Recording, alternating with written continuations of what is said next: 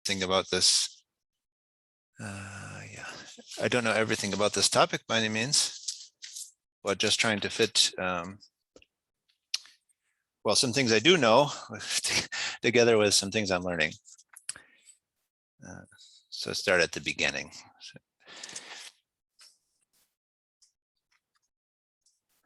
Let me define a topological space. So I changed the title, let's call it out FG, and you'll see why that is in a second, to be just the circle wedged together with itself, G times.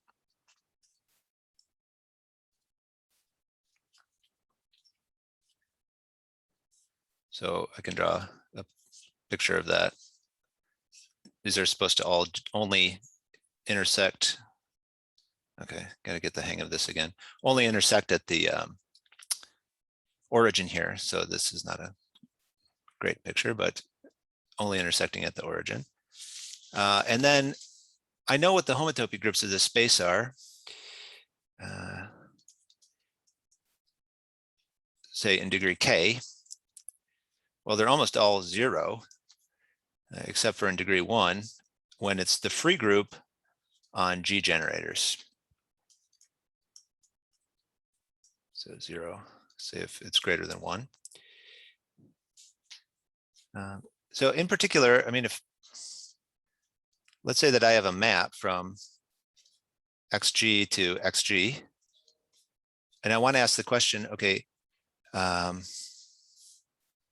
is this a base point preserving? So that, well, that condition is easy. I'll say the base point is just where they all meet, just to pick one. Is this a base point preserving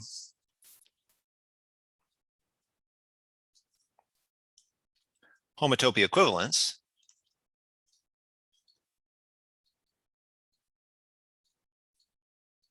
Well, the answer to that question is going to be yes, if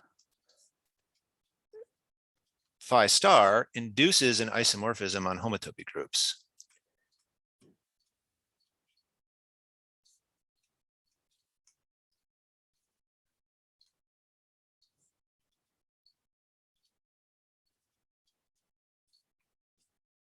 Now, that's not a conclusion we could draw for any space, but I mean, this is in particular a cofibrant space. I mean, it's a CW complex. So a homotopy equivalence can be detected by a weak homotopy equivalence, which means a map which induces an isomorphism on homotopy groups. So that's sort of the converse direction here. Of course, it's also true that if it's homotopy equivalence, it will induce an isomorphism on homotopy groups, but the right to left direction is true in this example because this space is nice enough. Well, okay, an isomorphism of homotopy groups, though, is just an automorphism of FG.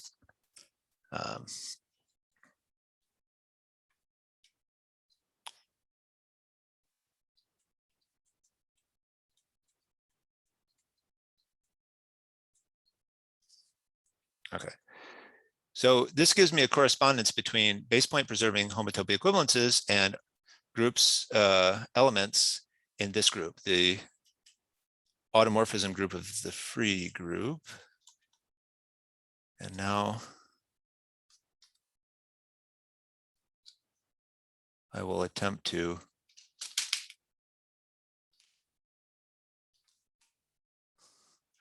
operate, okay, my computer, so scroll down. So another way to describe that is I'm saying, well, if I have what I'll call a homotopy automorphism, so that just means a map from XG to itself, which is a homotopy equivalence, and it's base point preserving,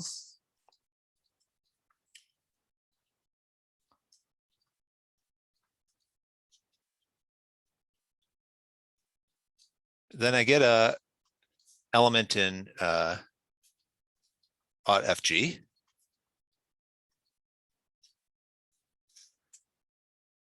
And in particular, I can get every, I mean, it's not hard to show that you can get every element that way.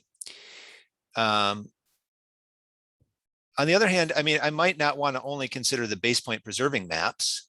So I could consider all homotopiadomorphisms, which mean homotopy equivalence, but it doesn't have to be base point preserving. And that's contained inside of here. So maybe I'll just call that H-OT XG. And that's not going to map to this guy. However, there's something that will map to, which is the quotient by conjugation. So the quotient as a name, that's the outer automorphism group. And the reason for that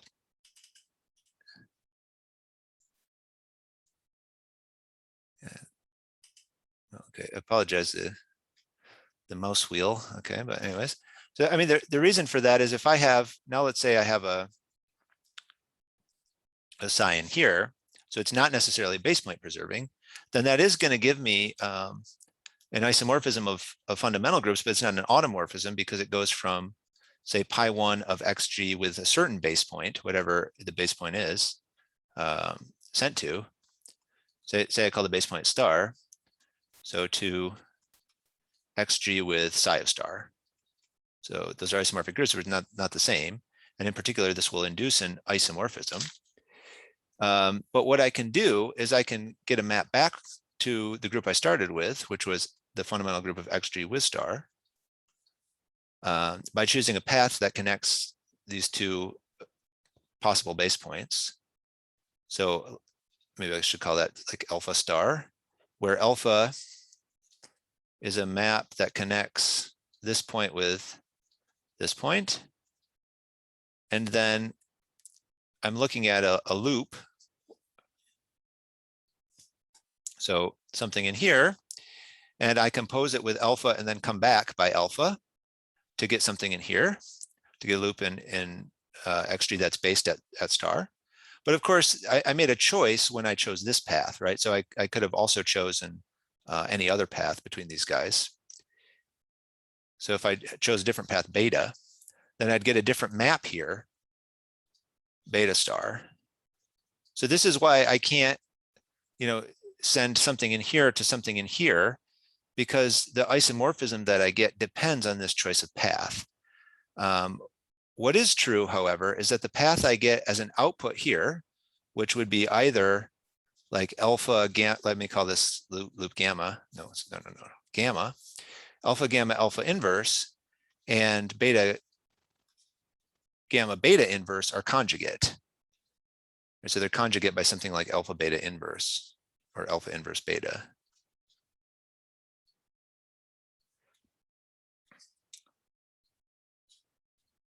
So if I mod out by those automorphisms given by conjugating by an element, then this guy will map to that quotient, and that's what the outer automorphism group is. So I get an induced map here. Okay. Now, in order to make this into a group, I should take pi naught of it.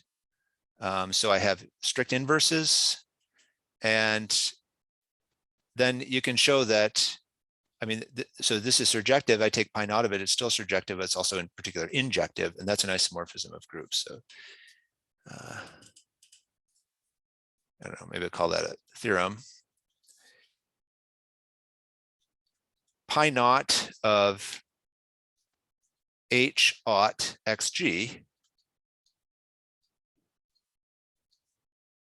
So homotopy classes of homotopy self maps from XG to itself, not necessarily based, is the outer automorphism out FG.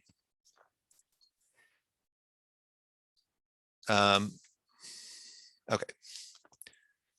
So what I promised to say something about was a generalization of these groups. And now you see how I might generalize them, because I can replace this space XG with a different space. I'm going to replace it with essentially a graph. And this certainly is not my construction. So here's a generalization. So I believe this is maybe best originally due to Besvina and Fagan. And then I'll talk about some results of Conant, Kasabov, Hatcher, and Voigtman.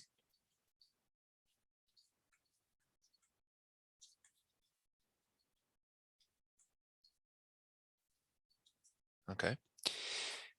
So the generalization goes by defining a space XGN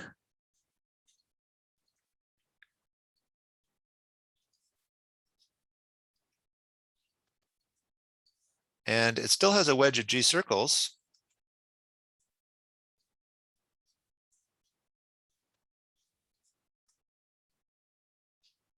But it also has N intervals. And I want to say I can tell them apart. So they all terminate at this. I don't want to call this center point a base point anymore. So they all terminate at the center point, but come from N distinguishable points. And then I can just, okay, define a group, gamma GN, to be equal to the same formula I have up there, homotopy classes of homotopy self maps that I'm not asserting anything about there being based at this point, but I will assert that they preserve the boundary. So they preserve the boundary pointwise. By the boundary points, I mean just this 1 through N.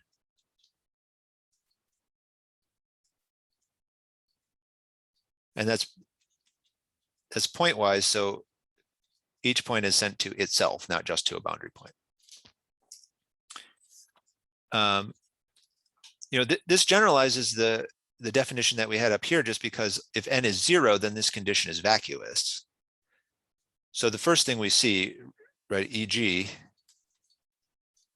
gamma G0 equals out FG.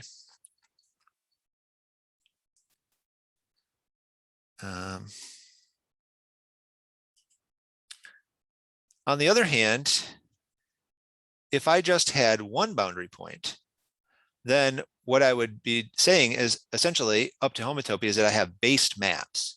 Like if I have one boundary point, so that's N equals 0, for N equals 1, I just have a single boundary point, which now has to be preserved.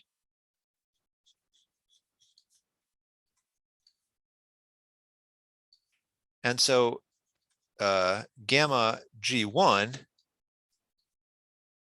is equal to just the automorphism group of FG,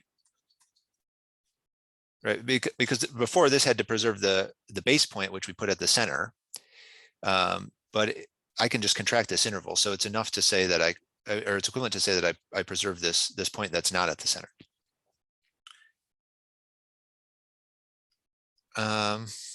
On the other hand, you can also show that if G equals 0, then the groups are trivial, because here I would just get something like so pi 0 of H aught boundary preserving of this sort of contractible space, and there's no interesting homotopiadomorphisms here in preserving this boundary pointwise. So that's just a trivial group. And maybe the first name of the game is to try to understand these groups for low G or low N. They get complicated quickly. So maybe our goal could be to try to understand these groups for low G or low n.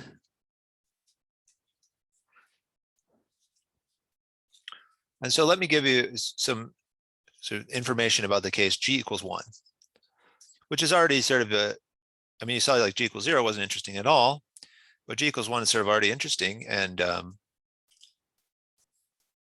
this isn't too hard, but it can be found in this paper by these 4 authors that I mentioned.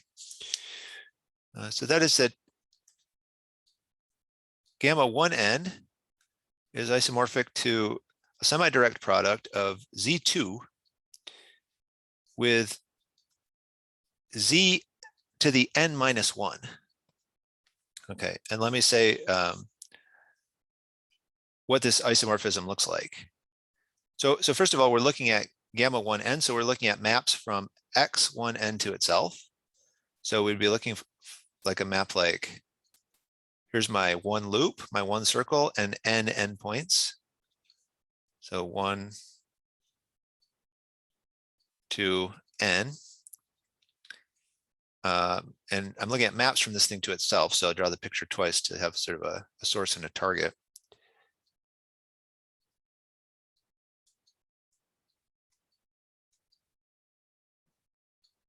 So the Z2 action is just going to be to flip this orientation of the circle.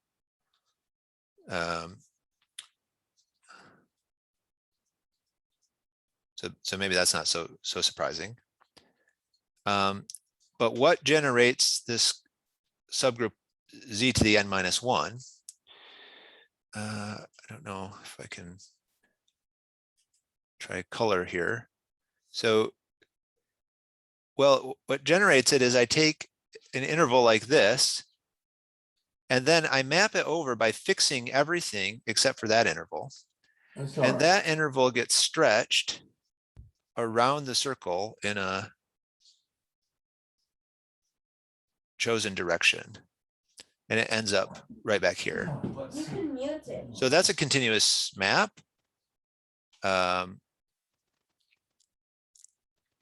If you ask what this does on homotopy groups, it's an isomorphism.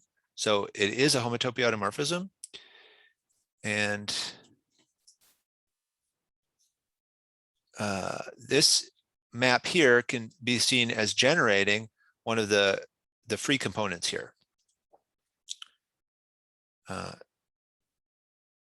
Now, the funny thing is, I mean, you might ask, well, here you have n intervals, and here you only have n minus 1. So what's happening there? But actually, it's a maybe enjoyable exercise to try it. If you wrap all of them at once, so all the intervals at once around it,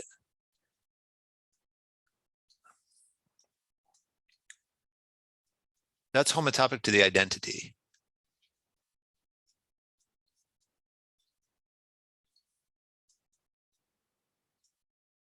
So essentially one linear relation which reduces the rank of this by 1.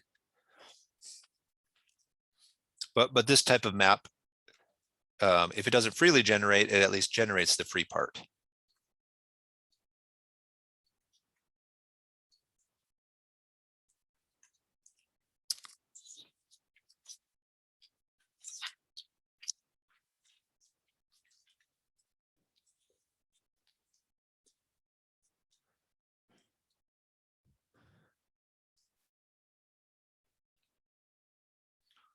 I just pause in case there's questions. Feel free to ask any question at any time. I have no guarantee that I can answer it, but yeah, any question is more than welcome. I mean, the study of these groups gets hard maybe quickly. So for G greater than or equal to 2, at least there is something you can do. So maybe I'll just mention this, like just to give an indication of like the type of tools that you might use to study something like this.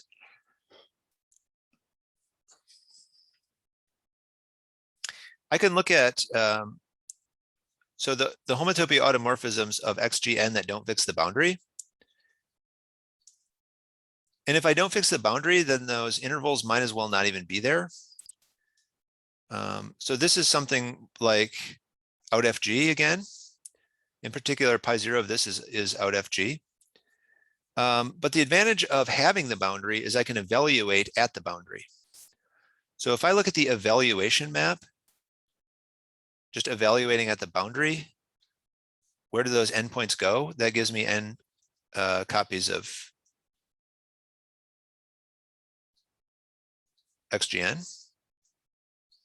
So wherever they go, that's endpoints in here. Well, it turns out that's a fibration, and its fiber is exactly those points which fix the boundary. So that's this space. And remember, of course, this was the space we were interested in. So I have this fibration.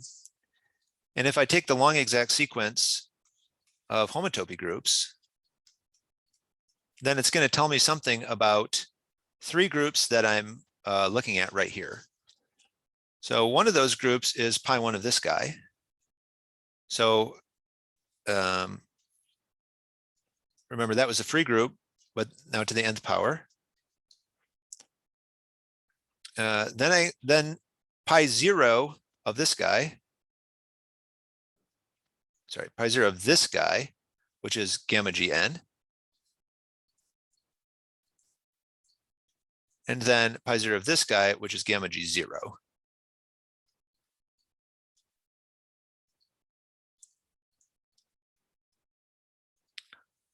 And yeah, I mean, I'll give the same attribution here. So a little work to show that pi 1 of these guys vanishes. So in fact, this is a short exact sequence. So I mean, in theory, you can understand these gamma gns about as long, like far as you can understand the gamma g0s, maybe. That would be sort of the best case scenario. So this is sort of one tool that you could use to tie all these together.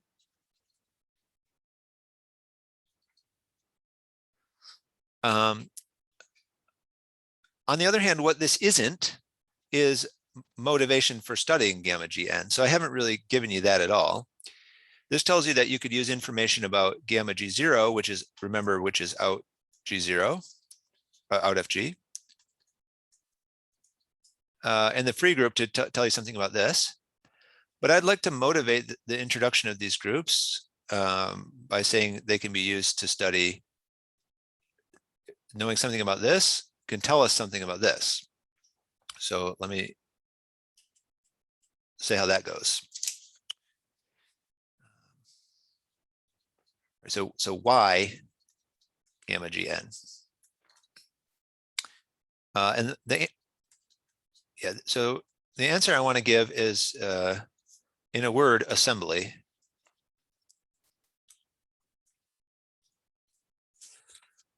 So if I have like 2 of these spaces, like xg1 n1 and xg2 n2, then what I could do is I could glue together 2 of the intervals. So maybe I'll draw a little picture of that. So I'll glue together 2 of the intervals, and then what I've got is g2 circles over here, and g1 circles over here. And I've still got more intervals coming off of these guys, although I have 1 less than I had before at each vertex.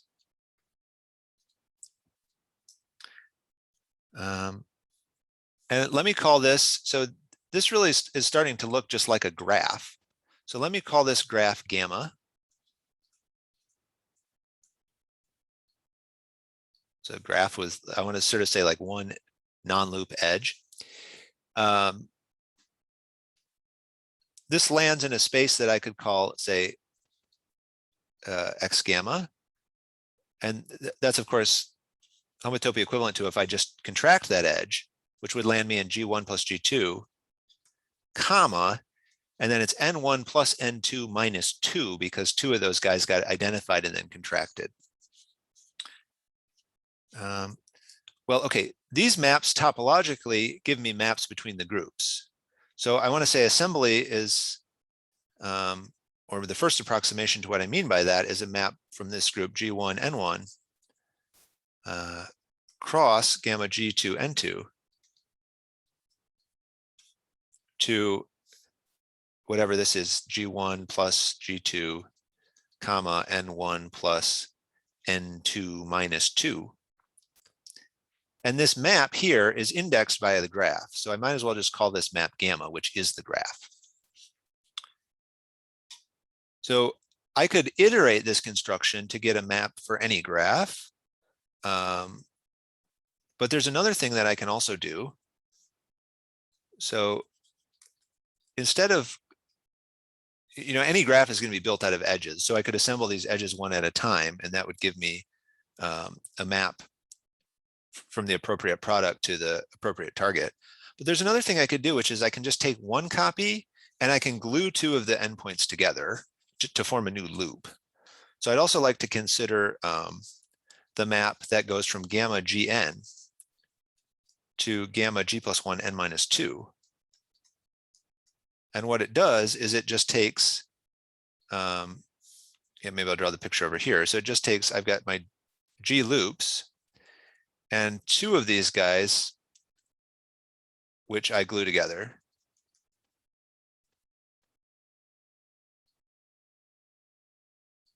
So here's N minus 2 intervals. Here's G loops. And after I glue two of them together, I lost two intervals and I gained one loop. So I get a map that looks like this. And I could also call this map like gamma if I called this graph sort of gamma. Or maybe, a good name for this is sort of like just the loop itself, come to think of it. And a good name for this is something like the edge itself. Like a picture like this tells a little bit more what the character of the gluing was. Okay.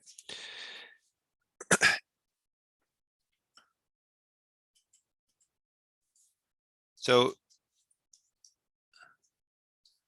these maps induce maps in homology, so just group homology with say rational coefficients. So these maps induce maps in homology, or let's say homology. And they're always degree 0. So I get things like HK gamma GN to HK gamma G plus 1 N minus 2.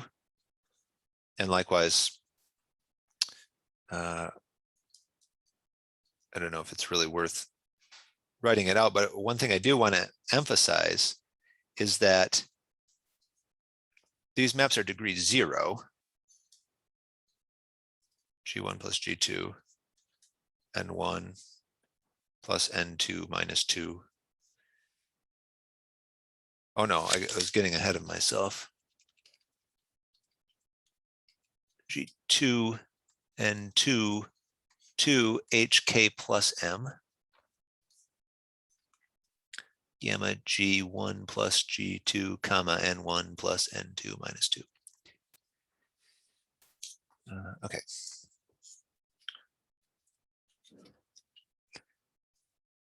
Now, there's one more piece of structure that I want to sort of emphasize that what we have here from studying this family of groups. What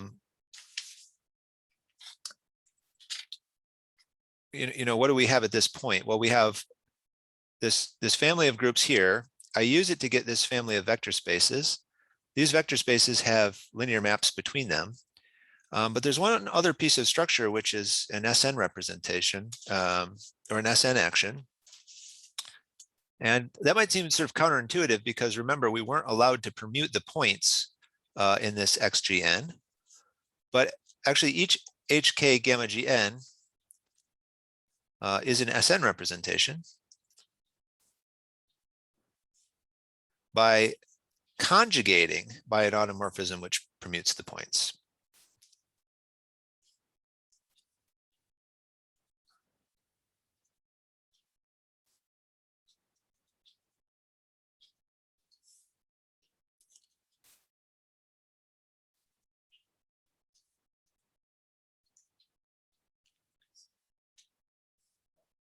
on the boundary. Right, so if I conjugate by that, it's going to fix the points in the end, and that gives me an SN action. So this structure of a sequence of vector spaces, so I have graded vector spaces with a SN action, so graded SN representations.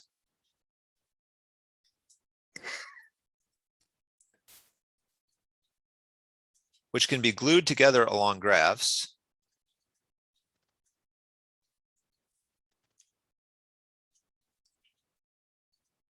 And there's a lot of subtle details about exactly what you mean, okay, glued together along graphs, but the basic idea is there.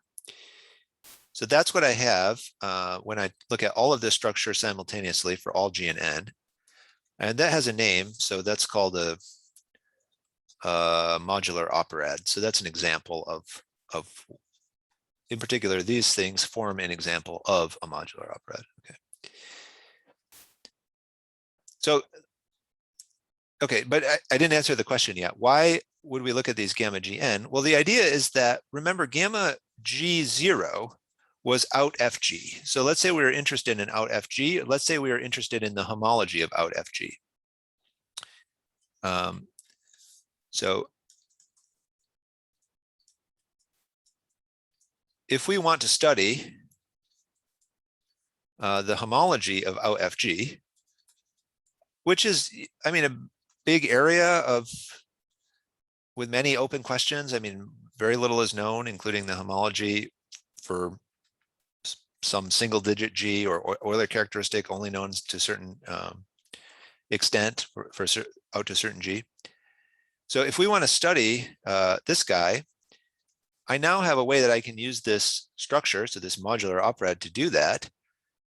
Because look at these assembly operations, what do? They always raise the genus and lower the total N.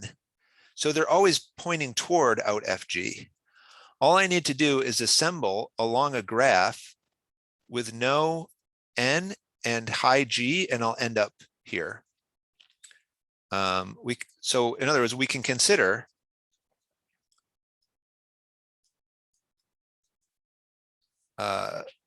assembly maps, so these maps, or the iterations of them, which go from some big tensor product over vertices in a graph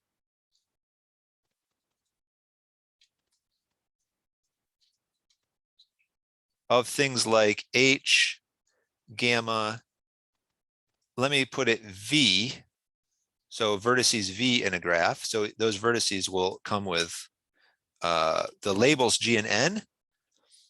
And these, in theory, will be hopefully easy to understand because they have low G and maybe they have high N, but that we saw that sort of understandable. And they're also SN representations. So that gives us extra structure. So these are hopefully easy to understand, or easier.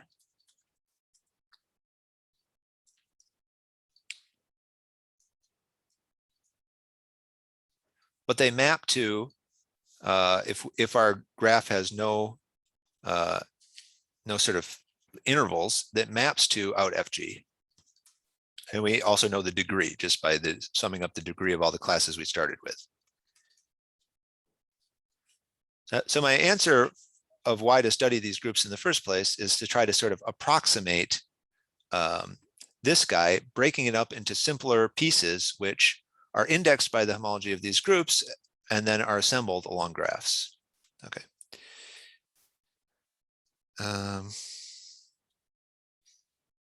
So that's like, yeah, I mean, I've spent most of my time already, but that's sort of the backstory. I mean, this is none of my own work, certainly. Yeah, up to this point.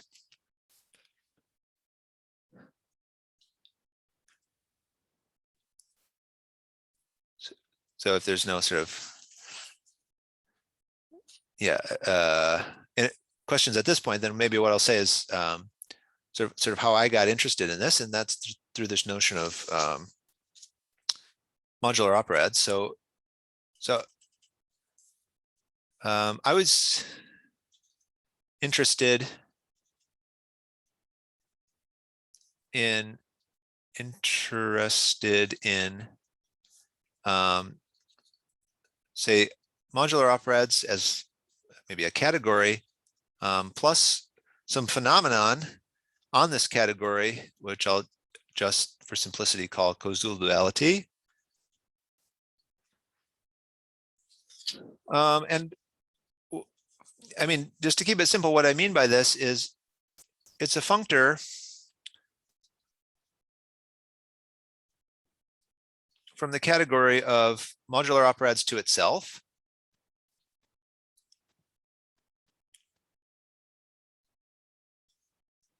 And I'll call this functor, so ft.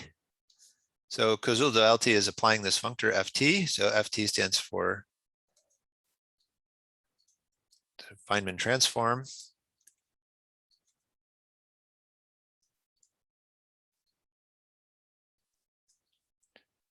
Okay, and it lands us back in the same category. So all I'm describing is, okay, we have some category of objects. I haven't defined them very concretely, but it's something like vector spaces we can compose along graphs. And we have some functor that lands us back in this category. And it satisfies the property that if I apply it twice, I get back to where I started, at least up to homotopy. Okay, so from the perspective of modular operands, causal duality, and homotopy theory, this family of groups fits into this picture in the following way. So maybe I'll draw 1, 2, 3, 4 circles. Now these are, what are these circles? They're all the category of modular operands.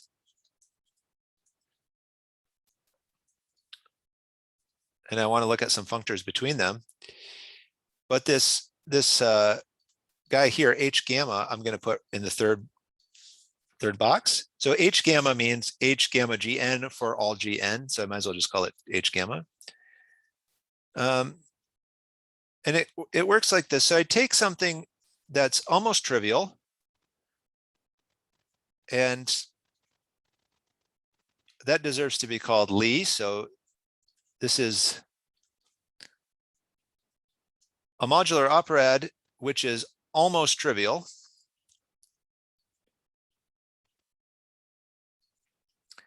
And I apply this functor, which I haven't really told you what it is, but I just told you one of its properties. Okay, but there's another functor I can take which will preserve modular operands, and that's just simply the homology functor. So these can be vector spaces, but they could also be chain complexes. So I can take its homology, and if I take the homology after applying this functor, that's how I can get this out.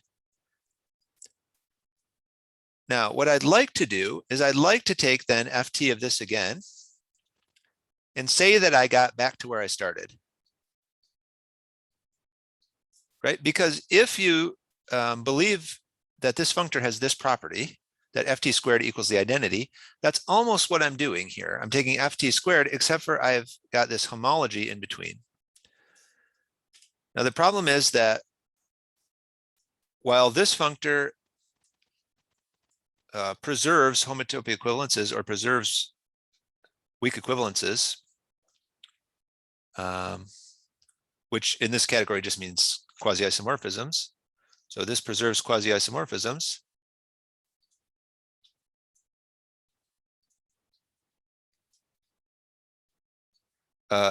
This functor H star does not.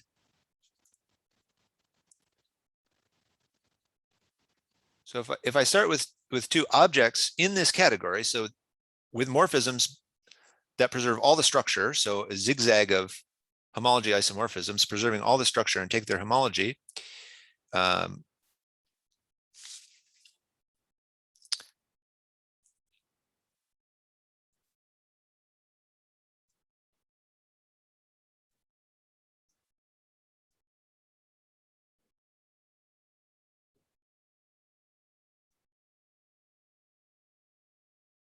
well, I think I was about to say that backward.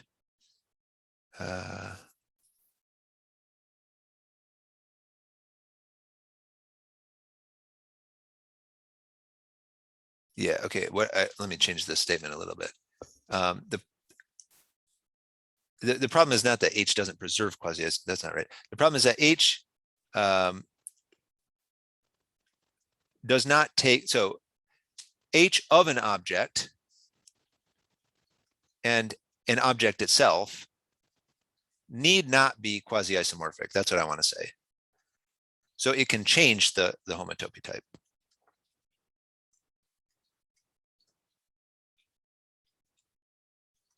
So then I'm sort of sunk, right? So because I wanted to say that, oh, I'm just taking FT twice, really.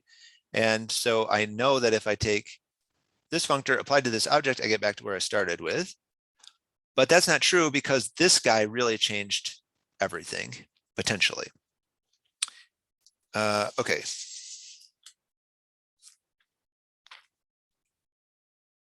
So maybe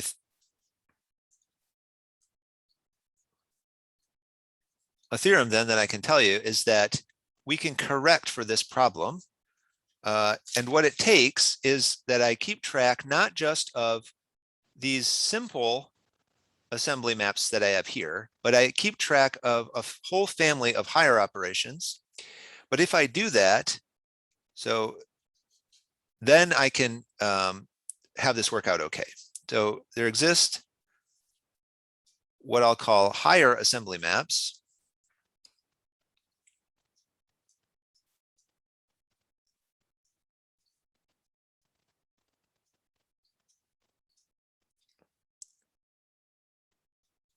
Such that,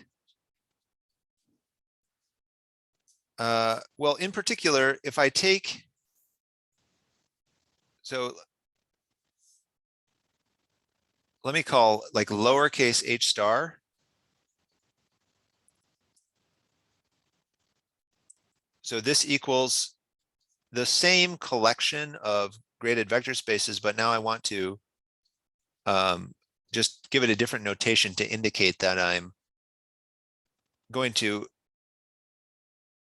include these higher assembly maps.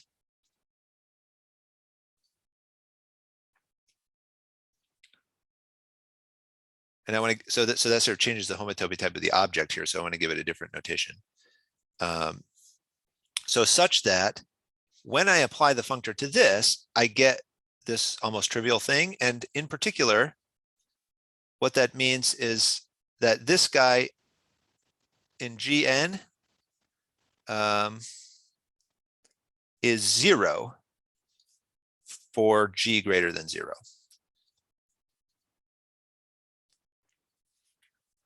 Okay.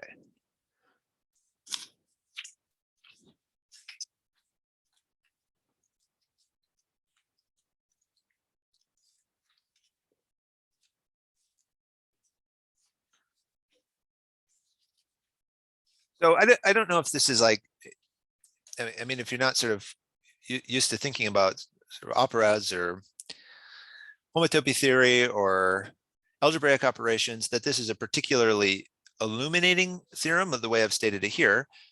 What I just want to emphasize is that from a certain homotopical perspective, there's a completely natural sort of family of operations to look for, of which the one that is sort of the most natural is just the first one.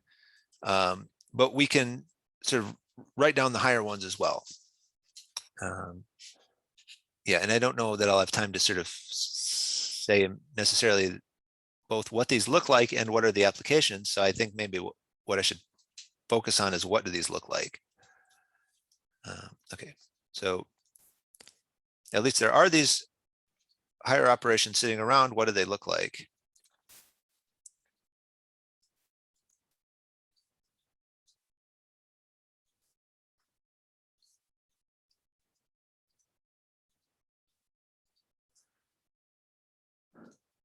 Well, okay.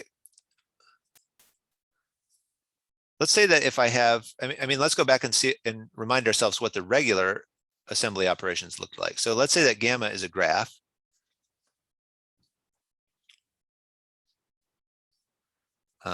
With vertices labeled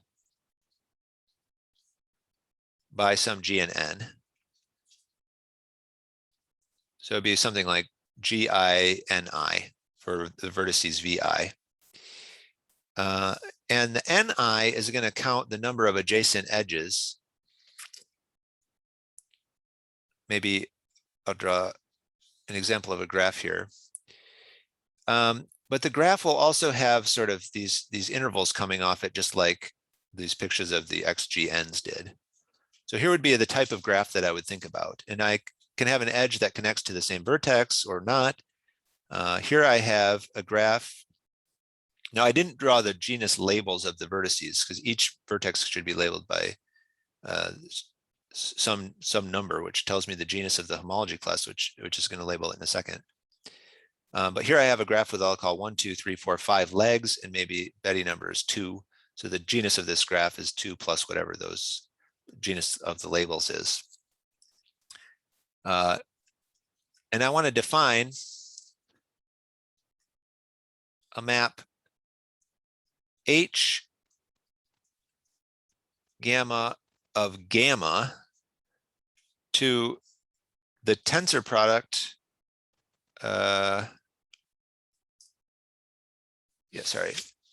Which I'll define. I first have to define what this is. So I'll define this to be the tensor product over the vertices. And then I label each vertex with a homology class. So it makes sense to write this now if these guys are indeed labeled, because I can read off what the G and N are for each vertex. And this should go to the homology of gamma GN, where this graph over here has total genus, sum of the GI plus, in this case, 2, which is the first Betty number, and N equals the number of legs, which in this case is 1, 2, 3, 4, 5. Okay, so just giving a little bit more detail then to what I did above. If I have a graph with this extra labeling data, then I can define a map which goes from this space, a space associated to the graph, to this space, a GN that we read off from the graph, by a composition of assembly operations.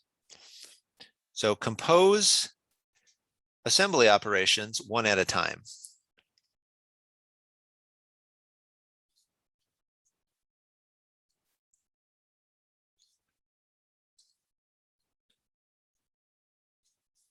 And that's going to be one for each edge.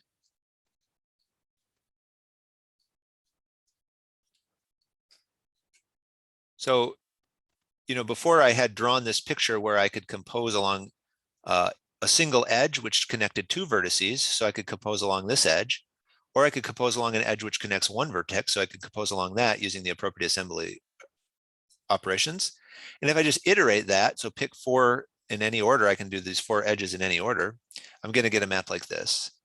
And it turns out it doesn't depend on the order, you get the same result regardless. It just depends on the graph, the labeled graph. Okay. So the basic assembly operations, okay, for every such graph,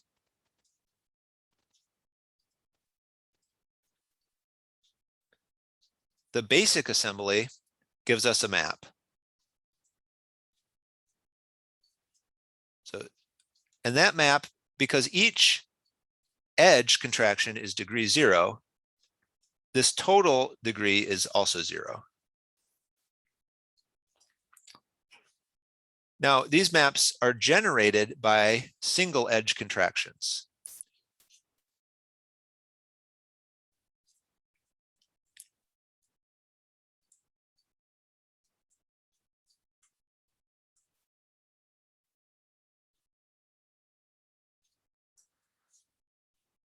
Okay, now what I mean by a higher assembly operation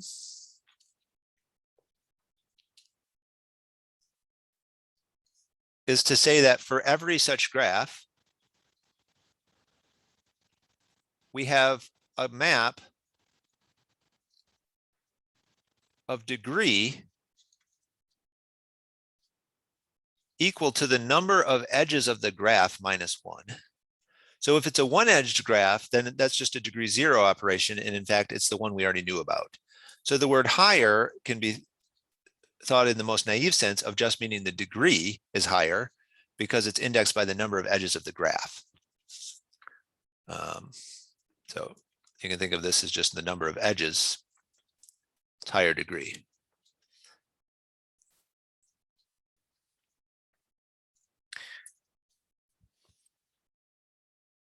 Now, unlike in this case where the graph is generated by these basic one-edged compositions, each such map here is a generating operation. So these are each generating operations that you can't like generate it by subgraphs, and you can sort of see that just from the degree. These are each generating operations. So all the structure, to keep track of all the structure, you need a unique operation for each graph, which you can't describe in terms of simpler pieces. So it's, in some sense, much more complicated. And there's an analogy, if you're familiar at all with the notion of A-infinity algebras, there's an analogy whereby you can multiply two things in an associative algebra, and then you can iterate that construction to multiply any number of things. But in an A-infinity algebra, there's a unique way to multiply any number of things, and they're related by a series of, say, a series of relations. And that analogy holds very well here. And I mean, that analogy can be made quite precise, actually.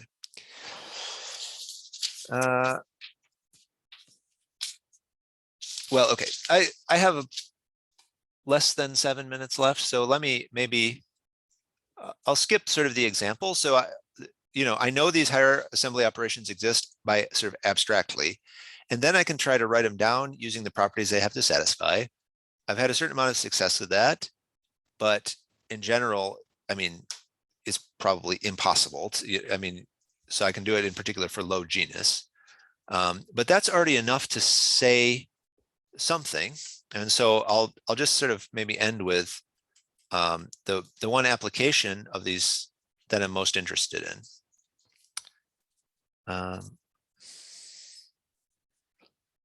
So what I can do now is I can take this functor applied to this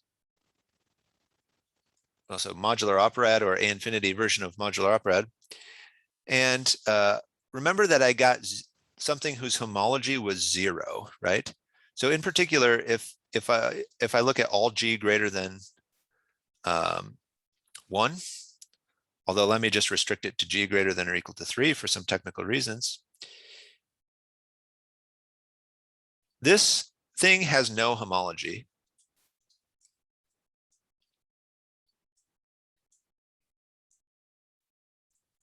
Okay. However, it contains a very interesting complex, which is called the graph complex. And these are essentially the things that are built out of just H0. So, what do I have here? It's something like labeled graphs, but they're labeled by homology classes of these complicated groups. Well, if I label them just by H0, then that's going to give me a subcomplex. And its homology is studied from a number of various perspectives. So maybe I won't say more about that, but it's just something very interesting we'd like to calculate. Well, elementary considerations then tell me that the quotient complex will have the same homology as GC2, because I can look at the short exact sequence and take a long exact homology sequence. So this means that this complex that I'm now understanding, if I understand the higher homology operations, and maybe I'll just say I want to get rid of the degree 0 part, has the same homology as GC2. And so I've been able to do some actual calculations of this guy with this thing. And there's sort of pros and cons with this model. So this is, right, so So there's a new model for something we want to calculate. The pros are that it's much smaller. The dimensions, I mean, ultimately these are chain complexes. The dimensions get huge very fast.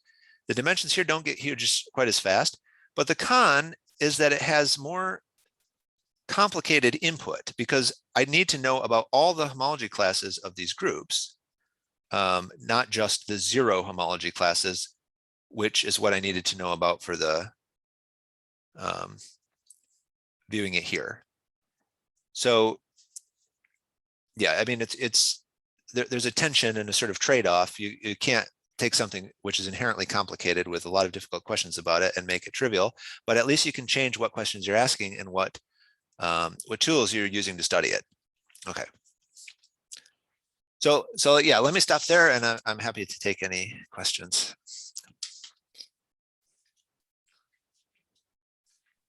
Any questions?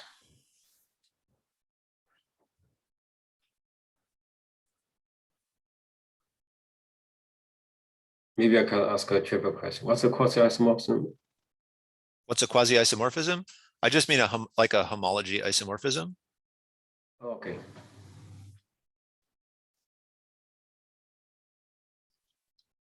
So I mean, maybe I can say, like, of course, I'm going very fast over a lot of difficult things, but like, so I can ask the question, is A quasi-isomorphic to its homology?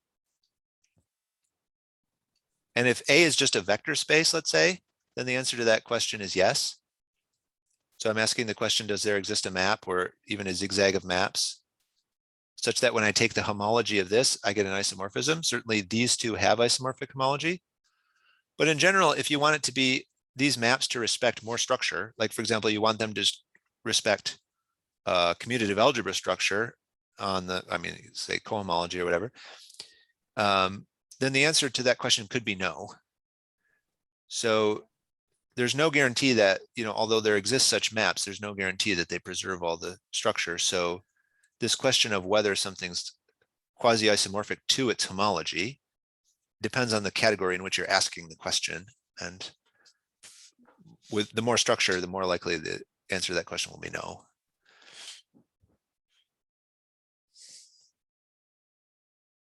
Are there other questions?